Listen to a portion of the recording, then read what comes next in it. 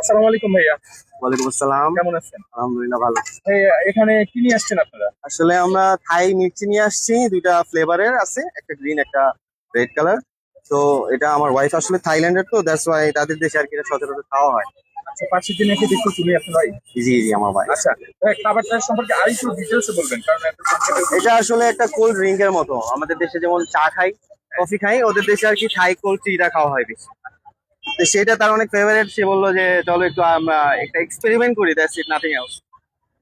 তো এক্সপেরিমেন্টের ক্ষেত্রে আর কি আসা, আর কোনো কিছু না। আমার এমনি অন্য ব্যবসা আছে, আমি কাপড়ের ব্যবসা করি।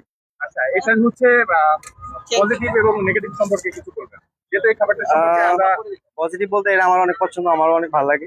অ্যাজ এ কোল্ড ড্রিঙ্ক হিসেবে মিল্ক টিটা আসলে অনেকে পছন্দ করে, অনেকে পছন্দ করে না, বাট আমার অনেক পার্সোনালি অনেক পছন্দের একটা জিনিস। হেলদি কিনা? হেলদি, অনেক হেলদি। এটা দুধ, দুধ থাই টি, এই যে থাই টি যেগুলা, এটা হলো গ্রিন টি, আর একটা হলো রেড টি। এই দুইটাই নিয়ে আসছি, যেটা ধরেন শুধু থাইল্যান্ডে পাওয়া যায়, বাংলাদেশের না, অথেন্টিক থাইল্যান্ডের।